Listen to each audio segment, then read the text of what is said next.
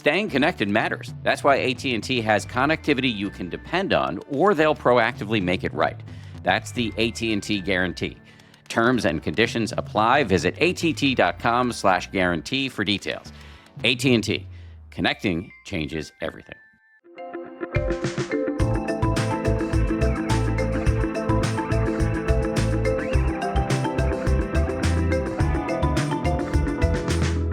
Elizabeth Gilbert, welcome to the show. Thanks, dear. I'm so happy to see you. It's been 10 years.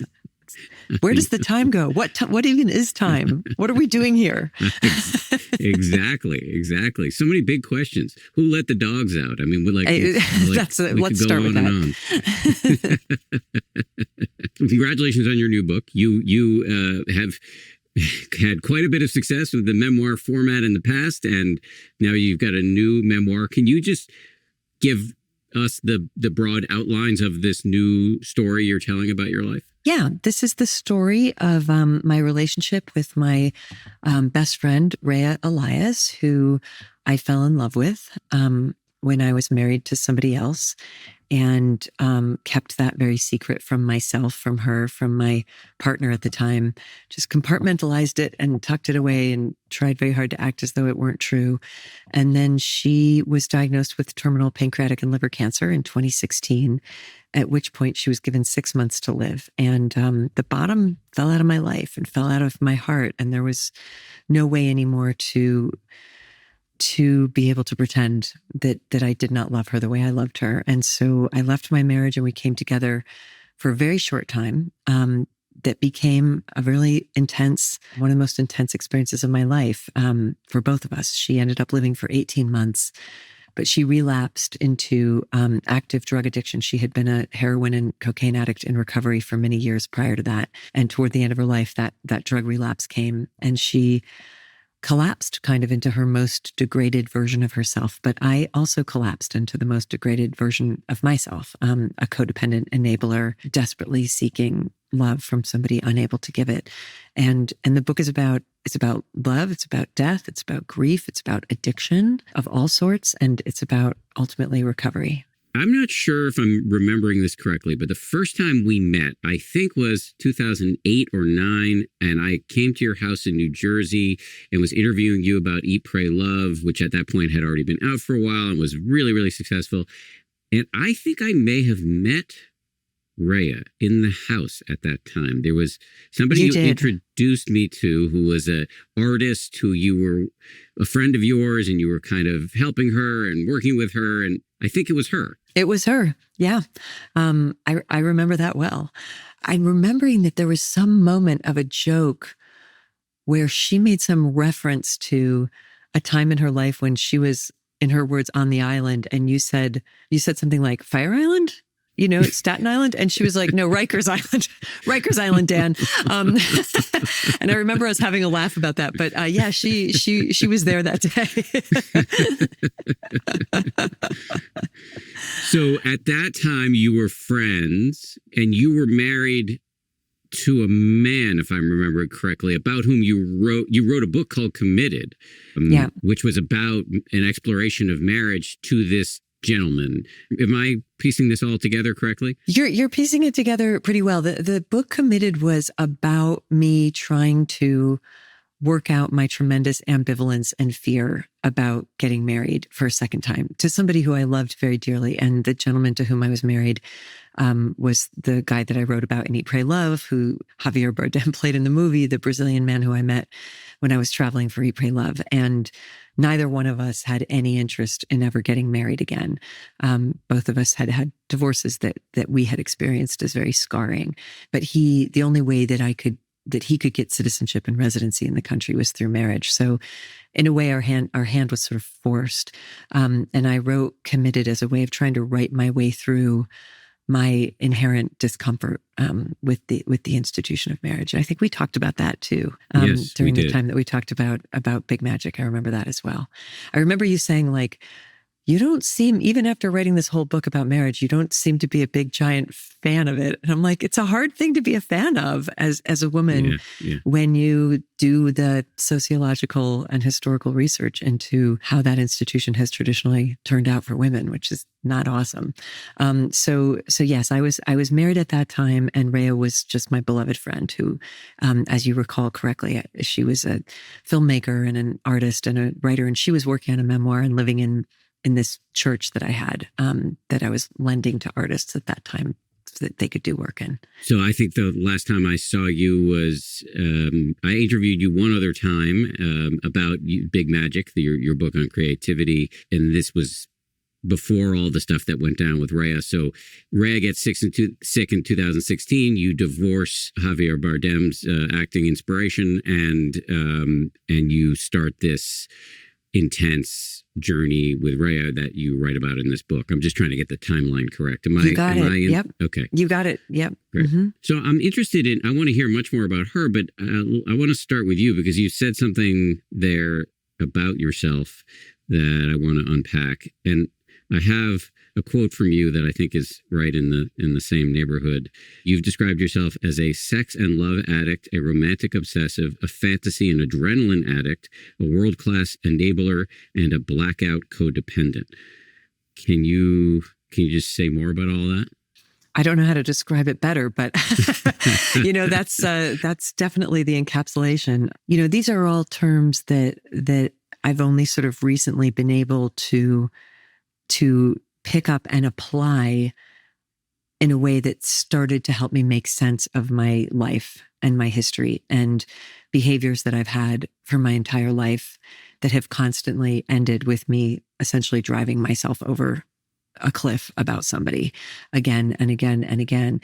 I've been aware, I'm 56 now, and I've been aware for 35 years that there was something wrong with me in the way that I did intimacy, especially romantic and sexual intimacy. And it's not as though that was a problem that I didn't notice. I mean, there's no one on earth who would have looked at a spreadsheet of my romantic and sexual history and said, this is the thumbprint, this is the emotional thumbprint of an emotionally stable and healthy person.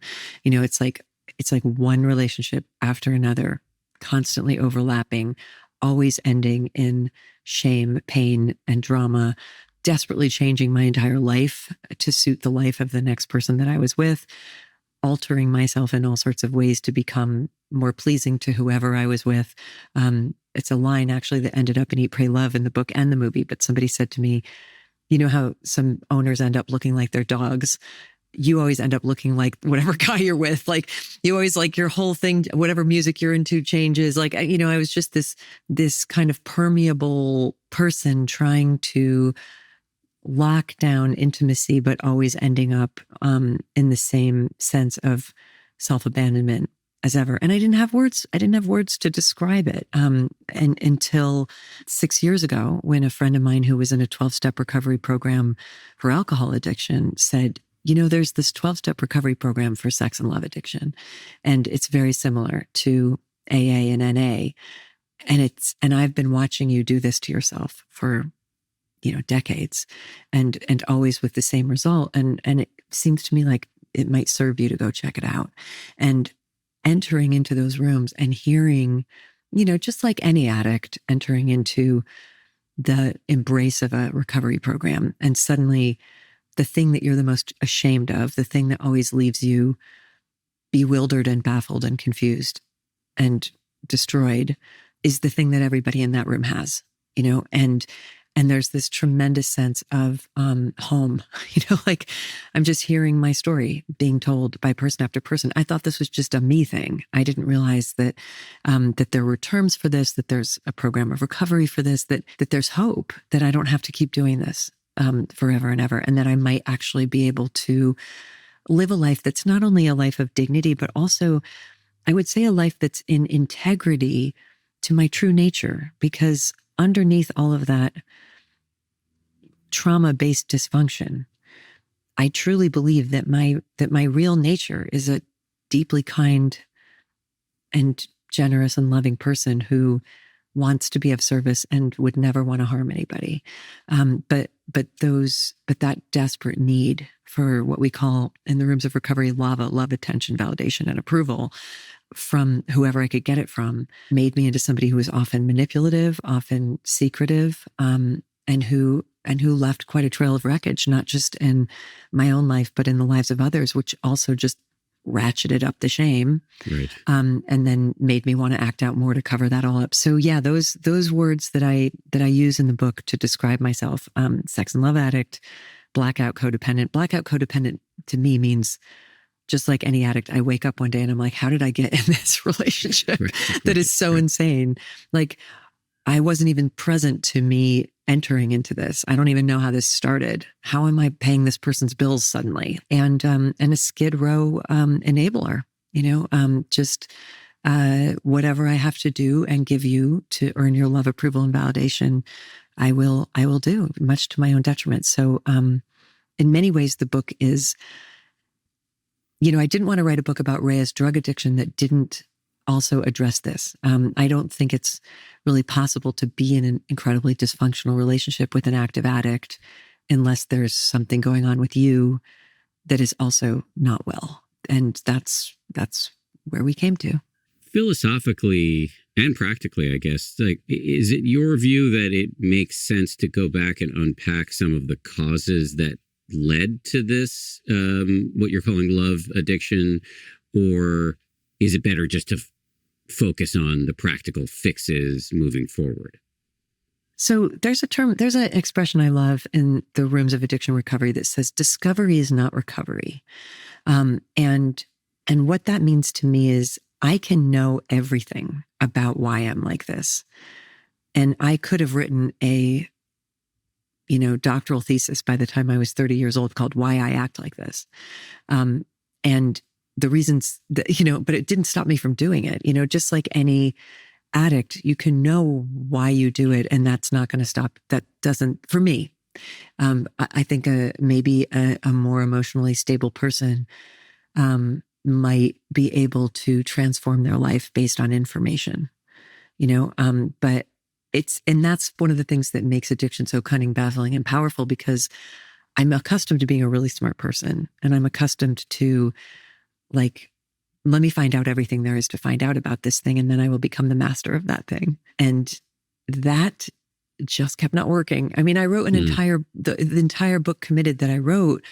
Part of the motive for me to write it was to, if I can understand from a historical and a psychological and a cultural standpoint everything there is to know about the history of marriage, I will become divorce proof. Like, I will immunize myself against the kind of disaster that I tend to always end up in. And of course that didn't work, So for me, dissecting the past, and I've done a lot of that too. I've sat in therapist office for decades talking about myself and my family history and my trauma. And it's not to say that those things are not important, but they never stopped me from my pattern. They never stopped me. And the only thing for me, and I always want to just bring this back to, like, I'm not a spokesperson for any particular program. This is a memoir about my own experience. But for me, applying the same guidelines to these behaviors that an addict in 12-step would to any other addiction, and going through those steps is the only thing that's actually created a kind of transformation of consciousness for me. Yeah, I was actually having this conversation. I just got finished with my annual 10-day meditation retreat, and I was talking at the end with my teacher, Joseph Goldstein, and we were talking about this very question: what is therapy useful for and what is it not useful for? And I think where we landed is a certain amount of visibility into the causes and conditions that produced whatever mania, is dogging you. And we all have one or two or three of those. A certain amount of visibility helps, but then you need a bunch of tools. And so if you're just wallowing in the past, it can give you understanding, but no relief. I agree. And that comes from somebody, I have a lot of respect for people who are in the therapy business and who are, helping folks. And certainly for me, I think it's been an important part of my journey, especially in my 20s and 30s, to just have a sympathetic person to talk to, is Yeah. something that is historically really beneficial for humans. A kind and intelligent person who will listen with undivided attention was, I think, a really big part of my evolution as a person. But man, it didn't break the patterning of my behavior. And I think this is just coming off the dome, Dan, and maybe this is sort of what you and Joseph were speaking about. If you're gonna compare how old therapy and psychology are compared to how old some of these spiritual practices are, one of them's got legs that, like psychology is pretty new, and meditation and prayer are ancient, and people have used those tools for a really, really, really long time to calm and settle their nervous systems. The concept of surrendering your life to a power greater than your own is also an ancient concept that multitudes of our ancestors used long before there were therapeutic systems to learn how to regulate their own nervous systems and maybe become better people. Yeah, to me that makes sense. I will say something, and I suspect you'll agree with this, but just for any therapists in the audience who's feeling defensive, there are obviously many good therapists go way beyond the exploration of your past traumas and do talk about practical tools, especially in like cognitive behavioral therapy. And so there are many kinds of therapists, many kinds of therapy, and many of them do both the excavation and the sort of innovation around behavior change, et cetera, et cetera. But I was just curious for you where you fell on all of this. And I do want to spend quite a bit of time talking about what you learned in recovery, because I think that's really the meat of what I would like to talk about. But before we get there, do you mind if I dwell a little bit longer in the problem itself? You can dwell anywhere you like, dear. This is your podcast. Yes, but it's your life. It's okay. I just wrote it all down and put it all out there. So yeah, go for it. Ask whatever you like. Apparently you did some work on the brain chemistry of love addiction. I'd be curious to hear what you learned. It's a process addiction. And process addictions are different than substance addictions. So your substance addictions are, nicotine, alcohol, cocaine, where your body creates a biological dependency on a particular substance. Process addictions, and again, I'm not the world's greatest expert on this. I dabbled in it just enough to feel like I could see myself in it and be like, oh, that makes sense. Like that's what it feels like. Right. So process addictions, I don't actually need external brain altering chemicals to drive me into states of insanity. I've got a pharmacy inside of my brain that produces these at a rate that is apparently up to 10 times higher than what we might call a normal person. So somebody with a process addiction gets addicted to a certain activity because that activity stimulates the release of certain hormones in their brain that feel good, essentially, and that feel so good that you want more of them. And so gambling is a process addiction. Shopping is a process addiction. Skin picking. Food is a sort of gray area, I think, as to whether people think of it as a process addiction or a substance addiction. But for me, the high that I would get on somebody's attention,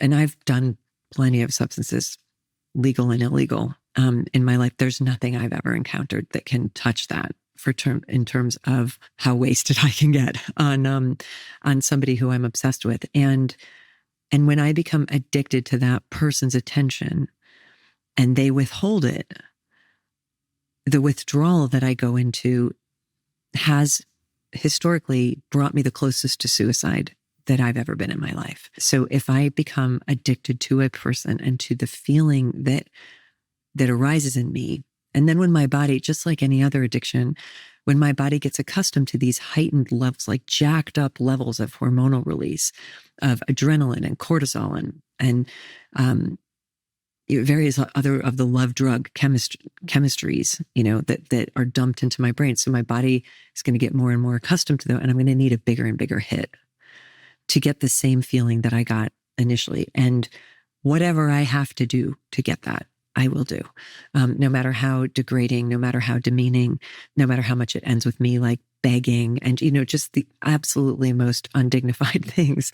And when I feel like that person is withholding that from me, I crash hormonally, psychologically, and spiritually. And that is the worst. That is the worst. And I'm no longer able to function. I'm no longer able to make logical decisions. My behavior becomes more dangerous. And that's what I've been doing my whole life, just doing that with one person after another. Well, just to say, that sounds really brutal, and I'm sorry that you have had to deal with that. Thanks, Dan. It has been, and the thing of it is, it hasn't just been brutal for me. One of my favorite teachers is Byron Katie, who has this line that I love, and I really feel it in my own life, that she says, "Nobody is safe from me when I need them that much." And as a person who would love to treat people with compassion and with true love, rather than vampire squid tentacles, it's not been great it hasn't ended well for anybody involved with me either. And like many binges, it sure can begin in a really exciting way. And it's not going to go well. It's not going to end well for them either. And that's just as awful for me as experiencing my own abandonment of self and my own degradation, is to see the chaos and the suffering that I've brought to others. Yeah, my friend Evelyn Tribbley often talks about something she calls the toilet vortex. You're kicking your own ass and then you take it out on other people. That makes you feel even worse, and then you're even more terrible to other people, and then down you go. And what I'm hearing from you is a classic toilet vortex. That's a great term for it. Yep. It is a great term for it. Sorry, did you have some more you wanted to say there? I didn't mean to interrupt you. No, I was just applauding toilet vortex. So thank you. Few things feel better than knowing someone's looking out for you. That is the spirit behind the AT&T guarantee. Staying connected matters. That's why AT&T has connectivity you can depend on, or they will proactively make it right. That's the AT&T guarantee, because connection should be dependable, especially in the moments that matter most. Terms and conditions apply. Visit att.com/guarantee for details. AT&T, connecting changes everything.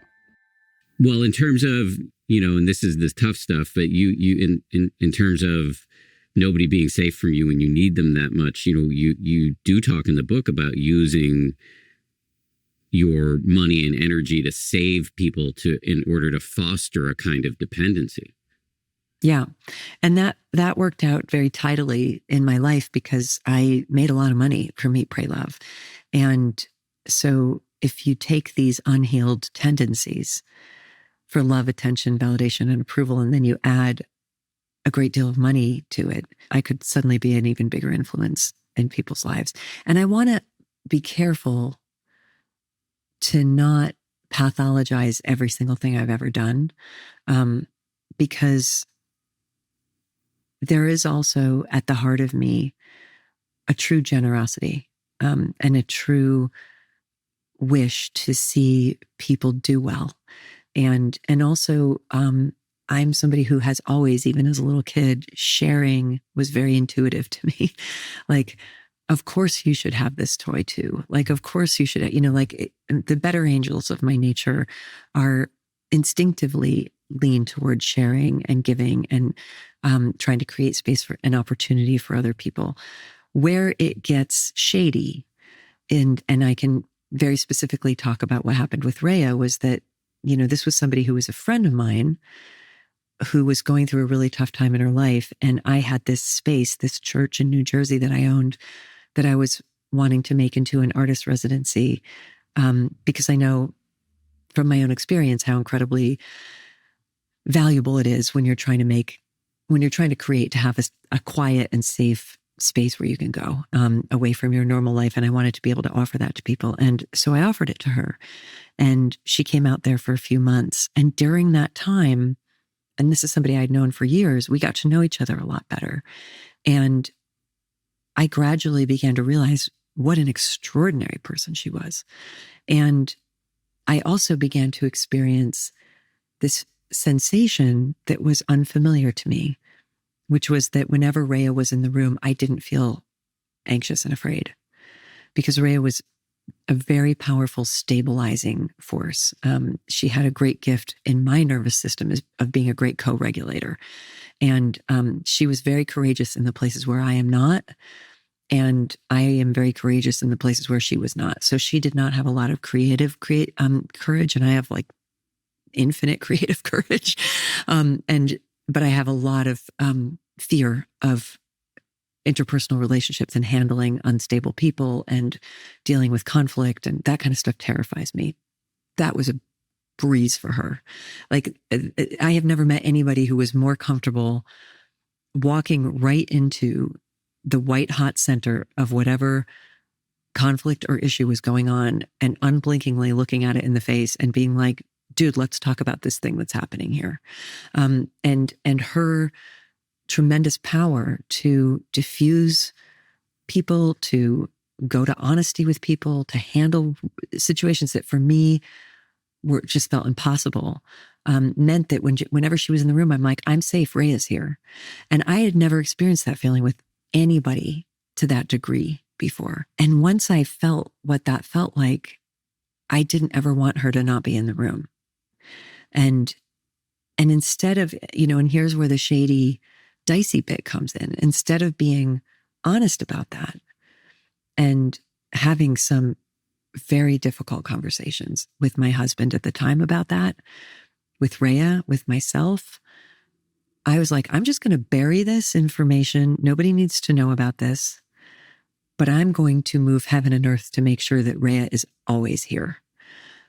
So I'm going to offer her free housing. She can stay at that church for as long as she wants. I'm going to dangle all sorts of enticements in front of her, travel, anything that she would like.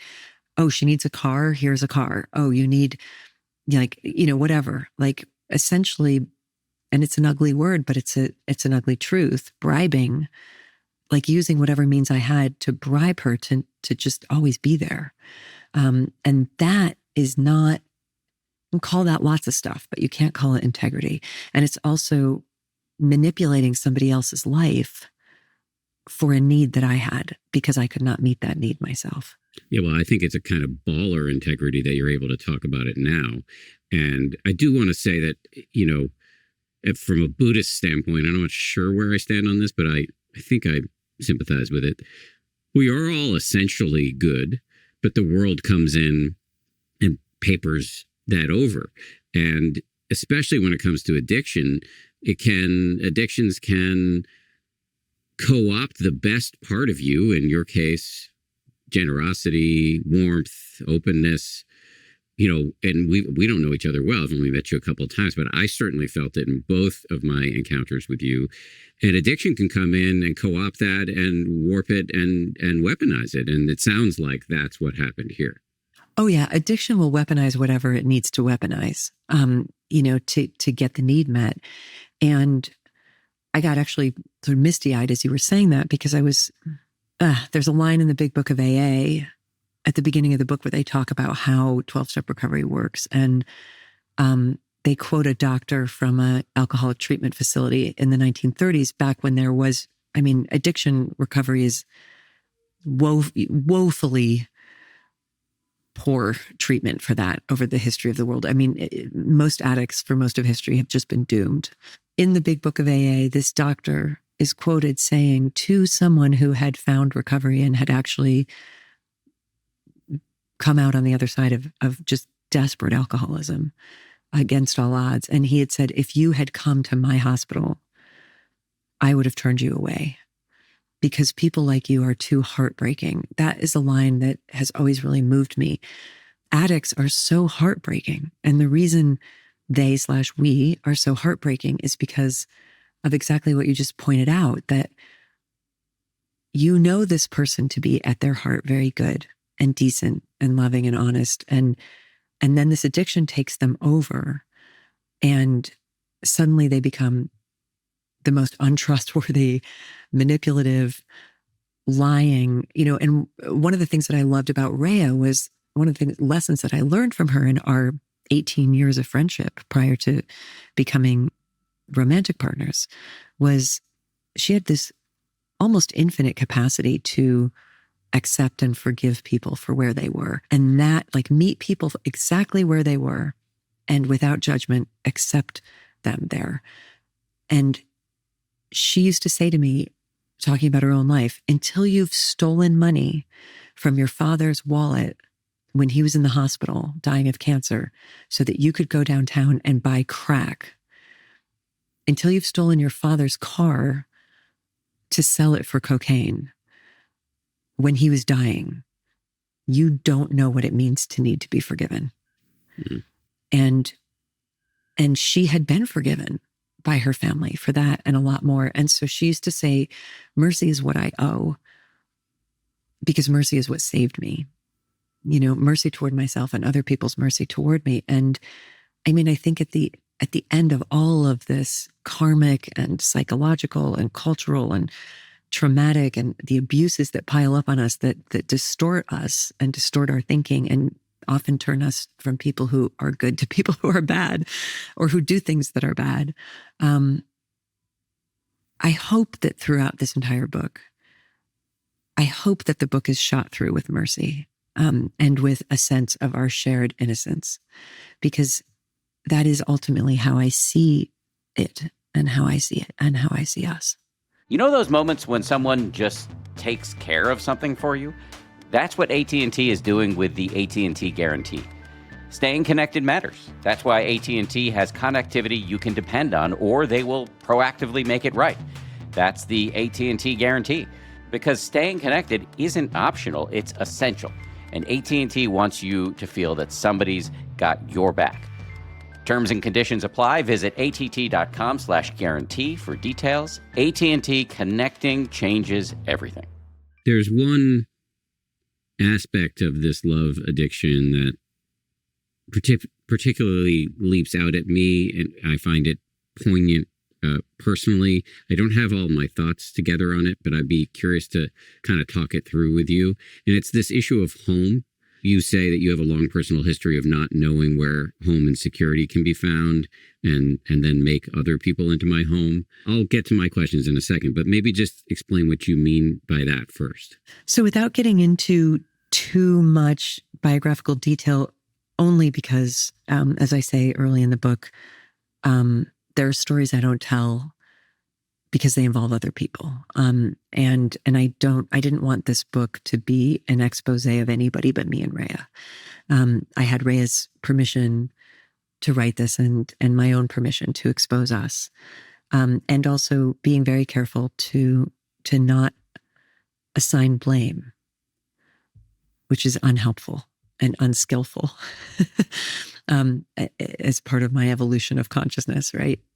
Home growing up did not feel like the safest place in the world.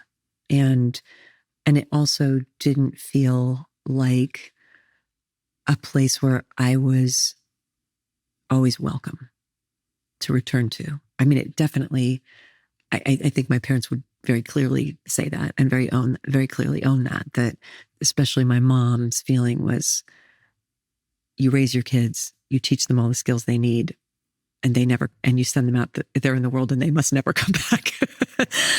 You're done. Your work is done. Like, goodbye. And that's how she was raised. My mom left home at the age of 15. And, she was raised on a hard scrabble farm in Minnesota with 7 other siblings and very few resources. And the deal was, stop using your parents' resources as soon as you can and start contributing or get out. So looking for home has been a kind of theme of mine for my whole life. Looking for home geographically, but looking for home in another person's heart, and looking for who is the person who's going to say, you belong here and you're welcome here and we love you here. And you always have a place here. And who can give me that? Like who can give me that to an extent that essential, fundamental spiritual homesickness will ease? And I certainly have tried to make other people into home for me. And I've tried to become home. I've tried to become a home for others, and give people homes. I mean, that's how Ray and I met. I gave her a home. I'm like, here, you give me a home, and then you be my home. How's that for a deal? I'll give you a home, and then once you enter that home that's actually mine, then you will provide me with security in return. And which is something that worked till it didn't. Like many strategies. Like I said, I don't have like a thesis on this home question, but it is really, and I know this is a conversation about you and your memoir, but I'm going to hijack it just briefly because I think it's relevant. And I mentioned earlier I was on a meditation retreat, and every time I go on retreat, which is every year, I'm hit with this huge bout of homesickness. And it's not necessarily for my current home. It's I don't know, it's like being adrift or unmoored in the universe in some way. And it reminds me of being a kid when I was desperately homesick at summer camp. And I recently found some of my letters home, and they were just like a lot. I'm not going to call you guys anymore because I get too upset, or, nobody here at this camp would understand what it's like to be homesick. I'm afraid to cry, all of this stuff. And you really see like the me before toxic masculinity set in and armored me up. But the thing that I was puzzling over on this most recent retreat is what meditation helps you see is everything's changing all the time. We are in a universe of constant, epic flux. And yet we have this yearning for security, for home. That's really deep. And I don't know how to square those two things. Yeah, that's as far as I've gotten with it. And I'm just throwing it back at you to see if what off the dome thoughts emerge. Just first of all, yes. Yes. And that is our experience here on this planet. I mean, and I can tell you how I see it. And there's no, this cannot be empirically proven, but this is how I've come to understand it and how I've come to remedy it. And again, this is one woman's experience and not a prescription for anybody else. I don't think this earth is my home. I think I'm visiting here. And I think that essential fundamental homesickness the depth of it and the poignancy of it and the constancy of it is about missing where I come from. And where I come from, I believe, is the great everything, the all, the unity, the Tao, God, the mystery, the creation itself. What works for me in terms of figuring out how to be here in this place that can feel so foreign. And by that, I mean incarnated, like in the awkwardness of being in a body, of being consciousness embodied. It's so awkward.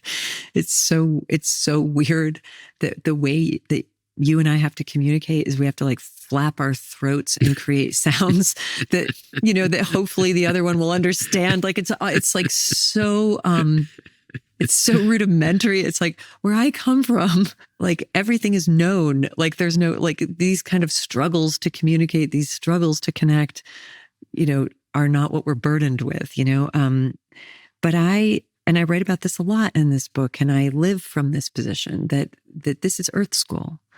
And that Earth School is an academy for souls. And we come here like your parents sent you to summer camp, like You go there to learn stuff. You go there to have experiences. You go there to, as Mark Twain said, a man who picks up a cat by the tail learns something he cannot learn any other way.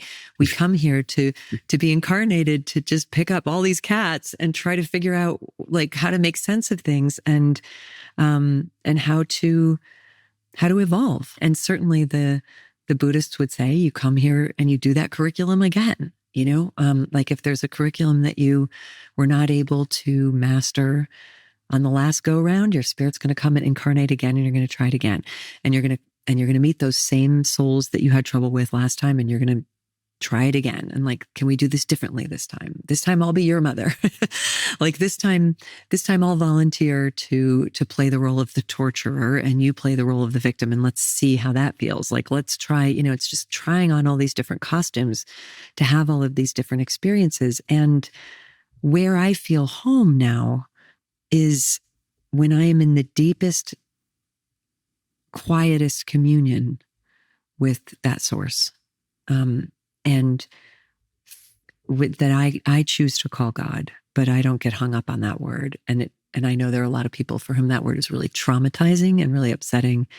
And I'm conscientious about that. But this presence of where I came from, who I came from, and what I came for, if I can directly connect with that, then there's some settling that happens where I'm okay.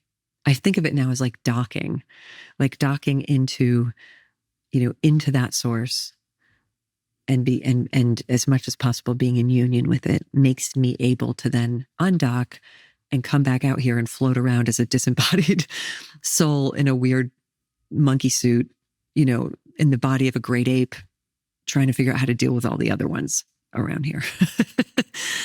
So that's home for me. For me, home has got to be a spiritual answer, because to me, it's a spiritual question. What modalities do you use to dock?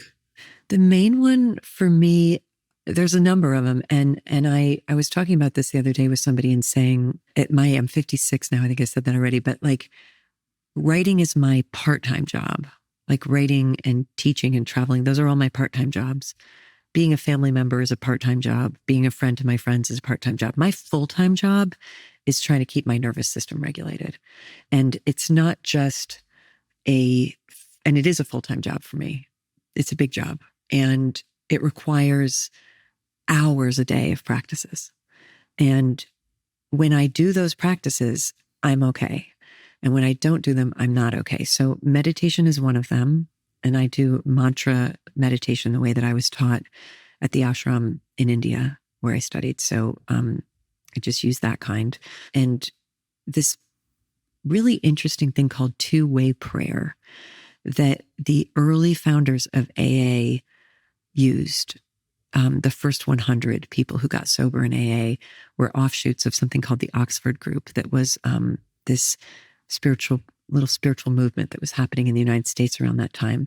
And they relied very heavily on this practice called two-way prayer. And two-way prayer is different from the prayer that I was taught as a kid, or what I always thought prayer was. So I always think of prayer as like sort of me pushing my voice, my will, my desire, my fear, putting words around it and asking for help. So it's like traditional prayer for me is mostly about me asking for something. Two-way prayer is this very simple practice where you kind of clear the space. You do a little bit of meditating.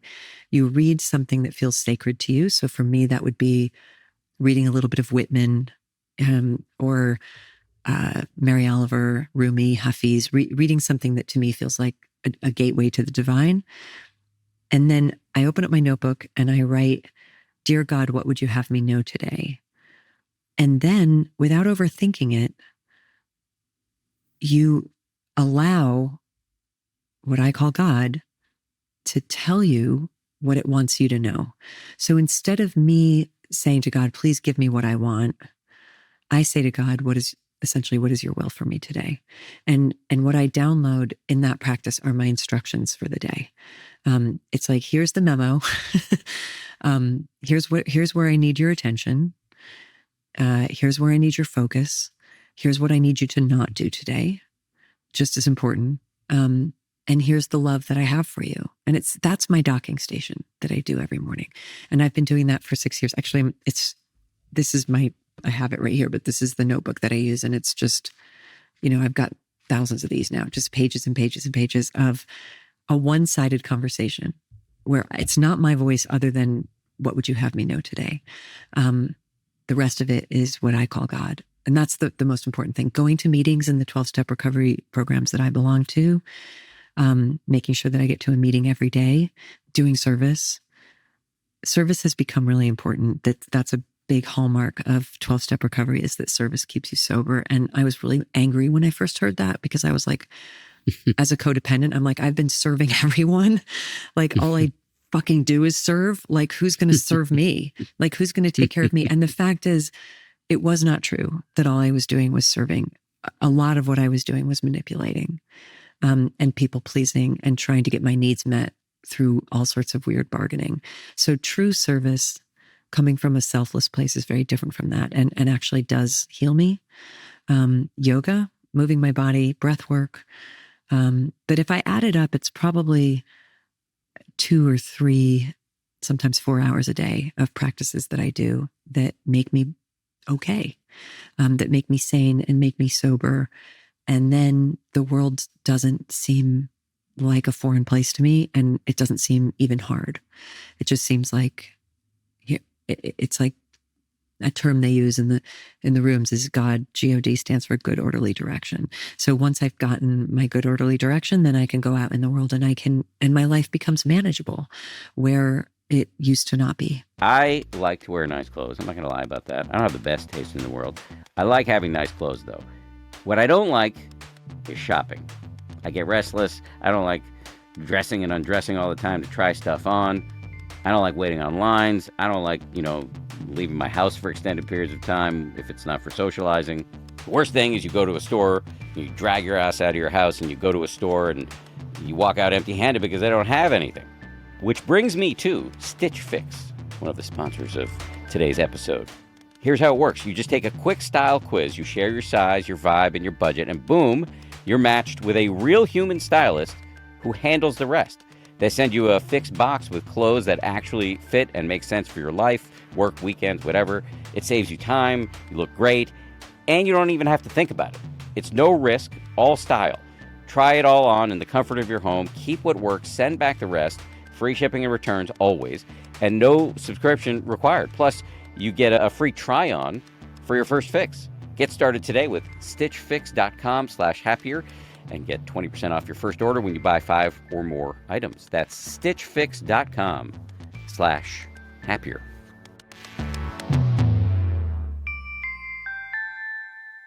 So just to be clear, it sounds like when you use the word God, you are not picturing the dude on the ceiling of the Sistine Chapel. No, although if that's somebody's God, that's fine with me. I tend to be very accommodating of what anybody thinks of as God, and also what anybody thinks of as not God. My friend Rob Bell has a great line when he said, to atheists and agnostics, he's like, first of all, your atheism is the only logical response to religious tyranny. It's like, it's a very sensible response to religious abuses and religious tyranny and religious contradictions. Like, it's a very logical thing in many ways to become an atheist. But he always says, whenever he talks about God, don't worry if you're an atheist or an agnostic. The God that you don't believe in, I also don't believe in.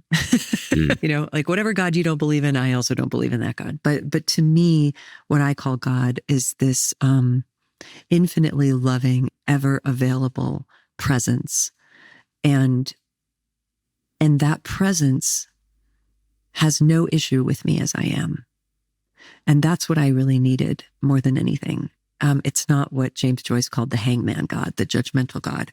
When I first made contact with that source, for years, all I heard was, I love you. I love you. And there's nothing you can do wrong enough to lose that. You can't escape. You're doomed to be loved by me. There's no amount of failure that you can have that will cast me away or push you into exile. And you don't have to transform. This was the most reassuring thing. As somebody who's made my whole life into a self-improvement project, that voice said to me, you don't have to become anything different or better than what you are for me to love you. And so much of my love addiction is about gazing into somebody's eyes and trying to figure out, what do I have to become to get this person to love me without leaving? And the God of my understanding is like, nothing, no notes. You are perfect. You are absolutely perfect. And not only are you perfect, so are the rest of them that you're encountering. Like there is nothing wrong. And I heard a friend of mine once say, God loves me exactly the way I am and far too much to allow me to stay that way. And that's kind of what I feel like my evolution has been, is that I'm loved unconditionally by a God who's like, to me, you are perfect exactly the way you are. And I also see you suffering, and I can help you not suffer if you come with me. It's sort of like, come with me if you want to live. Isn't that the line from Terminator? Like, come with from Terminator 1, like, come with me if you want to live. Come with me if you want to live, and I will help you. And make sure that you are not so crushingly alone. And I have needed from the beginning, I have needed a love that doesn't blink. Like I have needed a love that's not afraid of my darkness, that isn't going to go anywhere, and that doesn't run out of patience for me, doesn't get disgusted by me, that I can't wear out, because ultimately I wear everyone out. But I don't wear out this God. This God's like, I've got nothing but time for you. and we can sit here all day talking, and there's nothing you can do to annoy me. And that's been deeply, deeply, deeply healing for me. And that, what Father Gregory Boyle would call that kind of no matter whatness of God, of the God of your understanding, that is what you're saying is synonymous with home. That's home. That's home. And that's going to be home in every lifetime I have, and that, I mean, this is just my own version of the cosmos, but that's always home. And I'm going to forget that. And I'm going to look around at this incredibly enticing, distracting, seductive, dangerous, wild planet that we're sharing and be like, surely home is here somewhere. Or I'm going to find a person and decide that they're going to provide me with that, at which point I very tidily turn them into my God. And that is a very dangerous thing when I start doing that. You don't want to be in the room when I take someone off their pedestal that I put them on. It's like, I'm going to set this whole thing up. I'm going to pedestalize you, and I'm going to deify you, and I'm going to make you into my omnipotent and omniscient creator. And then if you fail me, once I've done that, it is going to be so ugly, because my come down is going to be so hard. I'm not going to be able to handle it. And then somebody's going to have to pay, and that's what I don't want to do anymore. So if you're able to access a God who doesn't get sick of you, who loves you no matter what, and you're getting that, I might argue internally, are you then able to have healthy relationships? Yeah. And let's talk about defining what relationship means. So every one of my relationships becomes healthier when I source my security from that presence, rather than trying to source my security from any number of people, friends, family members, lovers, partners, coworkers. I mean, you name it. There's nobody that I wouldn't try to turn into my God, and make into my higher powers. So yes, I all of my relationships have improved as a result of that. But are you able to be in another romantic relationship? It's not on the table for me at the moment.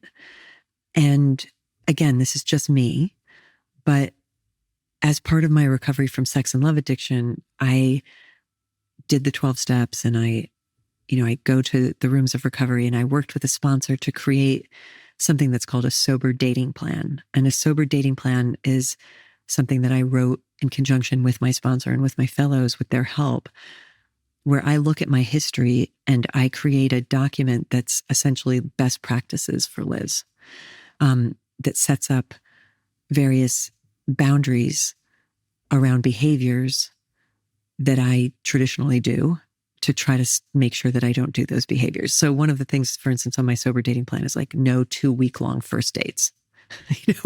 Like a first date is an hour and a half long.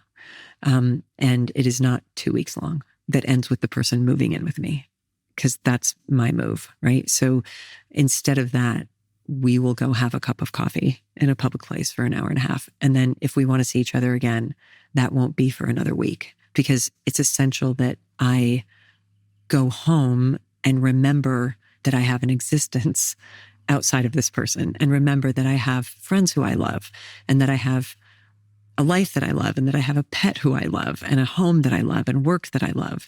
And part of my dating plan too is we're not going to be obsessively texting, 75 million times a day. Like, we'll set a date. I'll see you at the date next Saturday for another hour and a half. And then I'm going to go home again, like not allowed to move anybody into my house for the first year. Like, I don't introduce people to my family 5 minutes after I've met them and say, like, here's my new partner, and so there's all sorts of restrictions. I'm not going to be with somebody who's already in a relationship with someone. That's something I've done many times. I'm not going to be with somebody who's unavailable. I'm not going to be with somebody who's still shattered over the last relationship that they were in, and they have not yet healed from that. And I'm going to step into that and think that I can fix it. There's all sorts of boundaries. So I have this thing at the ready should the day arrive when my intuition and my higher powers say it's time for you to couple up with somebody. But that has not happened yet. And in fact, every time in two-way prayer, when I ask God, am I supposed to be dating? Am I supposed to be with somebody? The answer is LOL, no. It's so instant. It's like, oh, no, honey, no. And I've got tools that I never had before that I hope will keep me and others safe. And I've seen people in the rooms of recovery use those tools and end up being able to be in relationships that are not traumatizing. It's not easy for people like us, for people who have minds like mine and behaviors like mine and histories like mine. It's not that what I witness is no one finds it easy. I mean, relationships, I think, are not easy for anybody. But if you've got these tendencies and this history and this deep attachment wound, it's especially hard. Yeah. But what I understand from my life is that I've been deep in the paint in these compulsive behaviors since I was 15 years old, and have been deep in distorted thinking about myself and about my body and about who it belongs to since long before that. It's like there was never, the only break I ever took in my life where I wasn't engaging with sex and romance was the first 9 months of my Eat, Pray, Love journey. But then I met somebody who showered me with love, attention, validation, and acceptance, and that became Javier Bardem, right? It's like, that was just this very short period of time. Other than that, I have never, ever, ever until now been able to be on my own. And I'm just learning myself, through these last few years of celibacy and living on my own. And it's way too soon. Like the idea of introducing somebody into this at this point would be so premature, because I'm just learning how to stabilize myself. I'm just learning what I like, after years of contorting and bending myself to adapt to whoever I was with. I'm learning what my own rhythms are, what my own patterns are. My creativity is blossoming beyond anything that I have ever experienced, because I'm not pouring hours and hours and hours of my day into attention and focus and service on somebody else.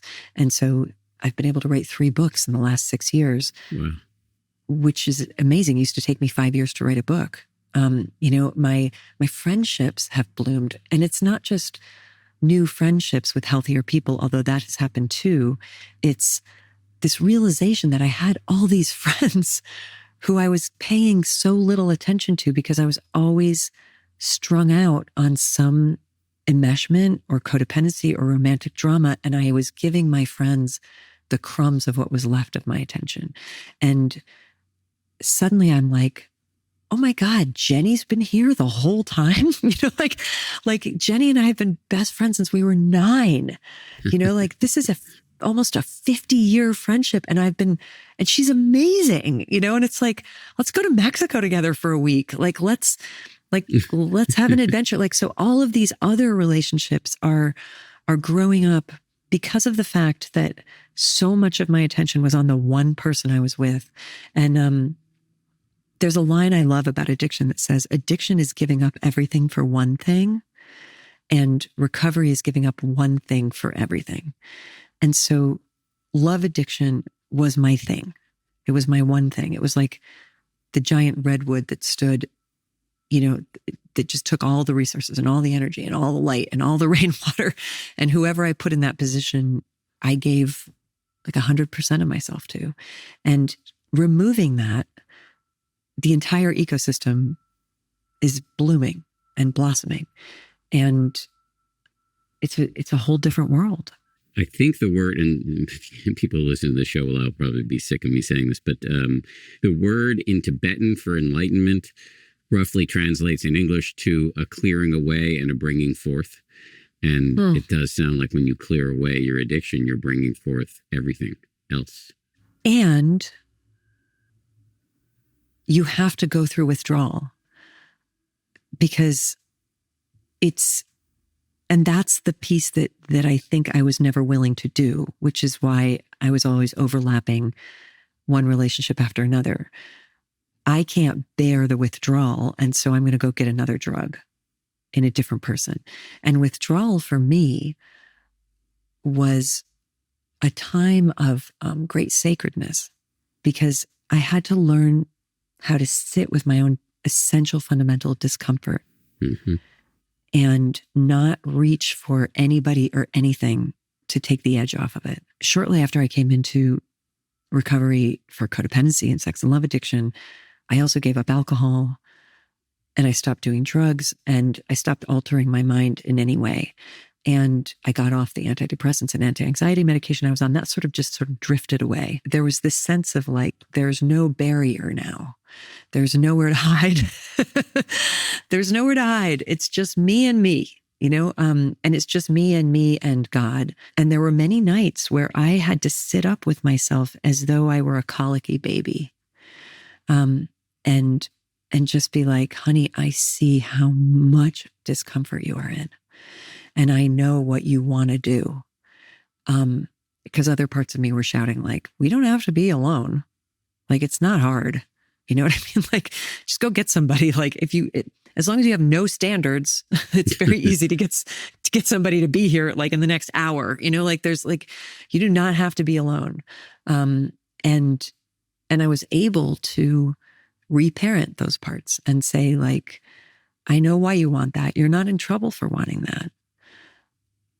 I know everything about why you want that. And I also agree with you that would work because we have experience that shows that in the immediate moment, it would work the same way that having a cigarette would get rid of your nicotine craving, or having a drink would get rid of your alcohol craving, or having some sugar, or buying something new, or like all the multitude of things that we do to not have to feel. But it just kicks the can down the road where there is this grief and this sorrow and this discomfort that needs to be felt. And you can feel it now or you can feel it later. But why don't we just do it now? And sometimes those feelings felt nearly unbearable. And I'd be pacing all night with myself like I was my own baby. I'm like, all right, we're going to take another bath. We're going to watch another episode of The Great British Baking Show.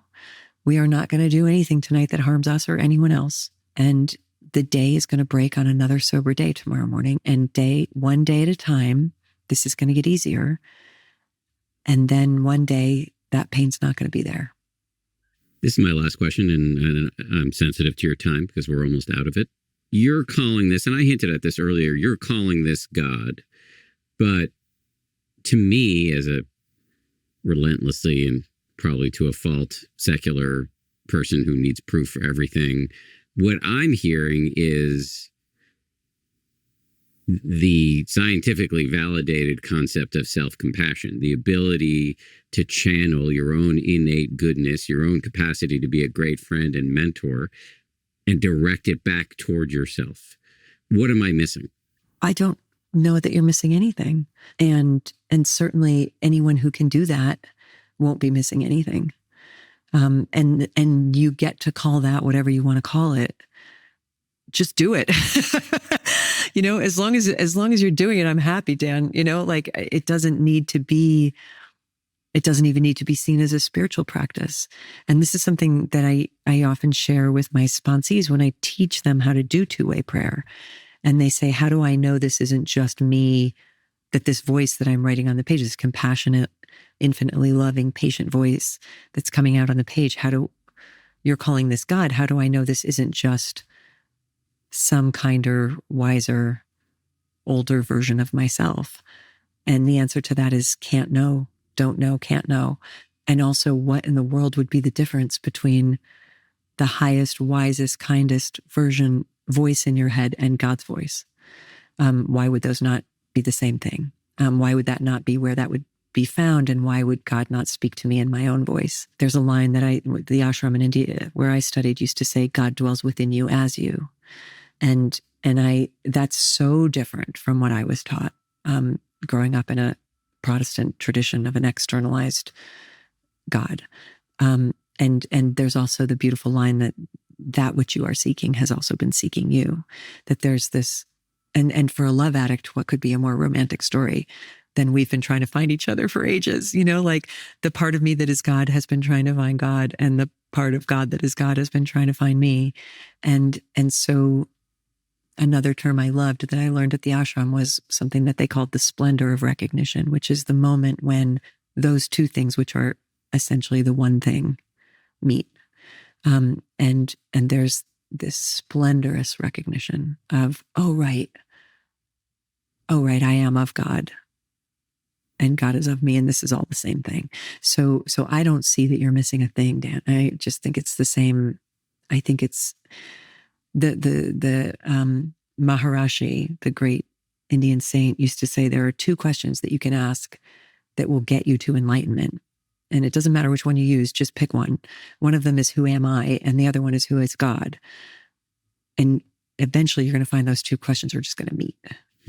And that's when your enlightenment is complete. So either road will take you there because it's a circular road. You're just going to run into yourself, and you're going to bump into God, and you're going to be like, as the poet Hafiz said, God and I have become like two fat men living in a small boat. We keep bumping into each other and laughing. Like that's the encounters that I feel like I'm having now. And it's answering so much of the homesickness and the longing and the craving to be loved, that not only do I feel like just for today, I just have to keep it in the day as an addict. Not only do I feel just for today that I don't need to go out and hustle that from another human being, I feel that it would actually be a tremendous disruption to something beautiful that's happening, that's just beginning. It's so nice to talk to you again and to see how far you've come. It's great. And I think your work and your candor is going to be really helpful to many, many people yet again. Before I let you go, can you just remind everybody of the name of your new book? It's called All the Way to the River. Is Javier Bardem going to play some character? Maybe your I don't think there's any male characters in the book. Okay. That's such a funny question. No, I don't think there's going to be a movie about this one. But thank you, and it's good to see you too, Dan. And I follow you and see the journey that you've been on as well, and it's beautiful. Thank you. I appreciate it. Look at us growing up. Look at us growing up.